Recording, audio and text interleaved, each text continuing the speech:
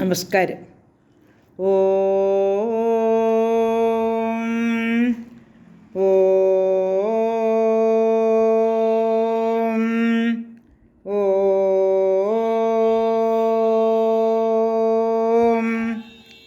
സർവമംഗളമംഗല്യേ ശിവേ സർവാർത്ഥസാധികേ ശരണ്യേ ത്രയംബകേ ഗൗരി നാരായണി നമോസ്തുതേ. ഓം മഹാദേവ്യൈ നമഃ. ശ്രീമദ് ദേവി ഭാഗവതം സ്കന്ധം 2 അധ്യായം 4.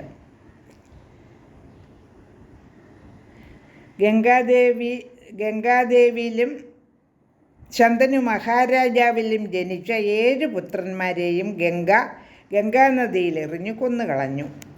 8ാമത്തെ പുത്രനെ ഗർഭിണി ആയി പ്രസവിച്ചപ്പോൾ രാജാവ് പറഞ്ഞു, എനിക്കെൻ്റെ വംശം നിലനിർത്തുന്നതാണ് പ്രധാന കാര്യം, അതുകൊണ്ട് ഈ പുത്രനെ എനിക്ക് തരണമെന്ന് പറയുന്നു. രാജാവ് ഇങ്ങനെ പറഞ്ഞിട്ടും പുത്രനെ എടുത്തുകൊണ്ട് ഗംഗ പോയി. അപ്പോൾ കോപത്തോടുകൂടി ഇങ്ങനെ രാജാവിനോട് പറയുകയും ചെയ്തു, എനിക്കുമുണ്ട് രാജാവേ പുത്രനെ വേണമെന്ന് ആഗ്രഹം. ഞാൻ ഈ പുത്രനെ കാട്ടിൽ ചെന്ന് വളർത്തിക്കൊള്ളാം. എനിക്കിപ്പോൾ പോകാനുള്ള സമയമായി. എന്തെന്നാൽ അങ്ങയുടെ ശപഥം തെറ്റിച്ചിരിക്കുകയാണ്. ഞാൻ പറയുന്നതെല്ലാം അങ്ങ് അനുസരിച്ചുകൊള്ളാമെന്ന് എന്നോട് അങ്ങ് ശപഥം ചെയ്തിരുന്നു. ഇപ്പോൾ അത് തെറ്റിച്ചിരിക്കുകയാണ്.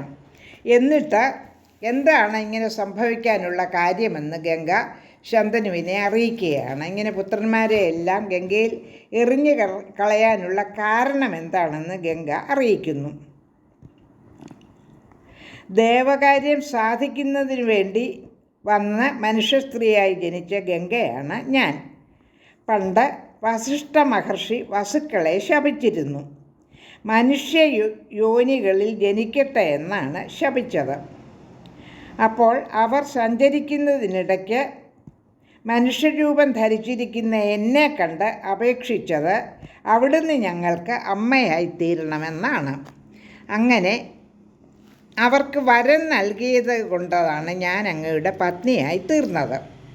ദേവകാര്യം സാധിക്കുന്നതിന് വേണ്ടിയാണ് എൻ്റെ ജനനം. ഈ 7 പുത്രന്മാരും വസുക്കളാണ്. അവർ ഋഷിശാപത്തിൽ നിന്നും ഇപ്പോഴാണ് മുക്തരായത്. അങ്ങനെ ഗംഗയിൽ എറിഞ്ഞതിന് ശേഷമാണ് അവർ ആ ശാപത്തിൽ നിന്നും മുക്തരായിരിക്കുന്നത്. ഇപ്പോൾ ഈ ഒരുവൻ കുറേ കാലം അങ്ങയുടെ കൂടെ പുത്രനായി കഴിയും. പക്ഷേ ഇപ്പോൾ ഞാൻ അവനെ കൊണ്ടുപോവുകയാണ്. എന്തെന്നാൽ ഈ കുഞ്ഞിനെ അമ്മയില്ലാതെ വളരാൻ സാധിക്കുകയില്ല.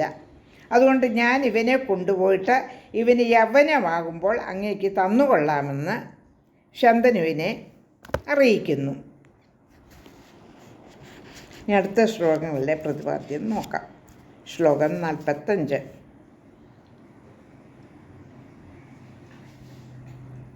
ഇത്യുക്ത്വാ അന്തർദധേ ഗംഗാ തം ഗൃഹീത്വാ ച ബാലകം രാജാ ചാതീവ ദുഃഖാർത്ത സംസ്ഥിതോ നിജമന്ദിരേ. ഇത്രയും പറഞ്ഞിട്ട് ഗംഗ അന്തർധാനം ചെയ്തു. ആ ബാലകനെയും എടുത്തുകൊണ്ടാണ് അപ്രത്യക്ഷമായത്. രാജാവ് അതീവ ദുഃഖിതനായി തൻ്റെ കൊട്ടാരത്തിൽ കഴിഞ്ഞുകൂടി. ക്ഷമിക്കണം, ഈ ശ്ലോകം കഴിഞ്ഞ എപ്പിസോഡിൽ ചൊല്ലിയിരുന്നു. ശ്ലോകം 46.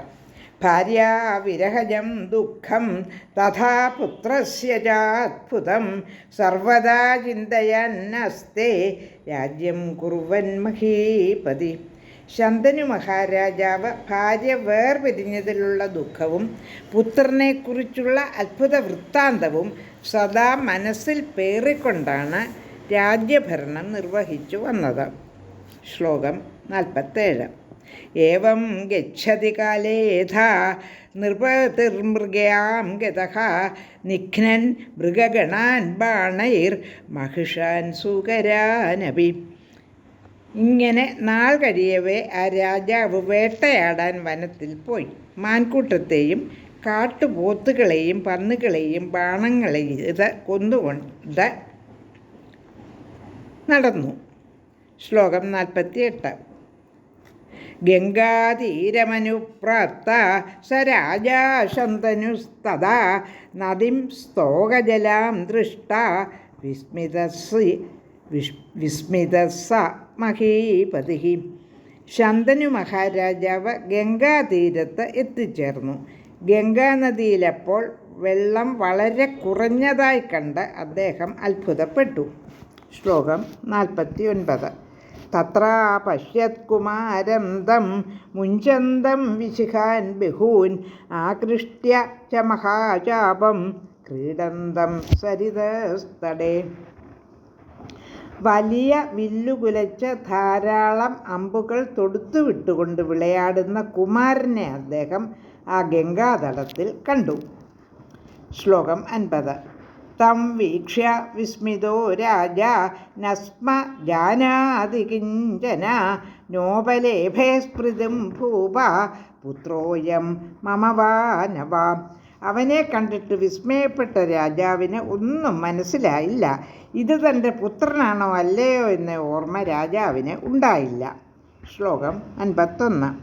ദൃഷ്ട്വാപ്യമാനുഷം കർമ്മ ബാണേഷു രഘുഹസ്തതാം വിദ്യാം വാ പ്രതിമാം രൂപം തസ്യ വൈസ്മരസന്നിഭം.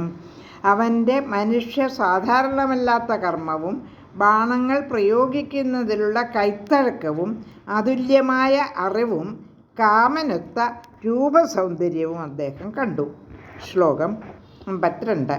പപ്രച്ഛ വിസ്മിതോ രാജ കസ്യ പുത്രോസി ചാനഘ നോ വാച കിഞ്ചിദ്യോസൗ മുഞ്ചൻ ശിലി മുഖാനഥ. അത്ഭുതപ്പെട്ട രാജാവ് ചോദിച്ചു, കുഞ്ഞെ, നീ ആരുടെ മകനാണ്? അമ്പുകൾ തൊടുത്തു വിട്ടുകൊണ്ടിരുന്ന ആ കൊച്ചുവീരൻ ഒന്നും പറഞ്ഞില്ല. ശ്ലോകം 53. അന്തർധാനം ഗതസോധ രാജാ ചിന്തോതുരോ ഭവത് കോയം മമ സുതോ ബാല കിം കരോമി പ്രജാഭികം. കോയം മമ സുതോ ബാല കിം കരോമി പ്രജാമികം. പിന്നെ അവൻ അപ്രത്യക്ഷനായി. അപ്പോൾ രാജാവ് ചിന്താവിവശനായി. ഇവൻ ആരാണ്? എൻ്റെ മകനാണോ ഈ കുട്ടി? എന്തു ചെയ്യണം ഞാൻ? ആരോടാണ് അന്വേഷിക്കുക? ശ്ലോകം 54. ഗംഗാം തുഷ്ടാവ ഭൂപാല സ്ഥിതസ്തത്ര സമാഹിതഃ ദർശനം സാ ദദൗ ജാഥ ചാരുരൂപ യഥാ പുരാ. രാജാവ് അവിടെ ഇരുന്നു കൊണ്ട് ഏകാഗ്രചിത്തനായി ഗംഗയെ സ്തുതിച്ചു. പണ്ടത്തെ പോലെ മനോജ്ഞാംഗിയായ ഗംഗ അദ്ദേഹത്തിന് ദർശനമരുളി. ശ്ലോകം 55. ദൃഷ്ട്വാ താം ചാരു സർവാംഗീ ബഭാഷേ നൃപതി സ്വയം കോയം ഗംഗേ ഗതോ ബാലോ മമ ത്വം ദർശയാധുന. സർവാംഗസുന്ദരിയായ ഗംഗയെ കണ്ടപ്പോൾ രാജാവ് തന്നെ ചോദിച്ചു, ആരാണ് ഗംഗെ ഇവിടെ നിന്നിപ്പോൾ പോയ ബാലൻ? ഉടനെ അവനെ എനിക്ക് കാണിച്ചു തരിക. 55 ശ്ലോകങ്ങളാണ് പാരായണം ചെയ്തത്. അധ്യായം 4. ലോകാ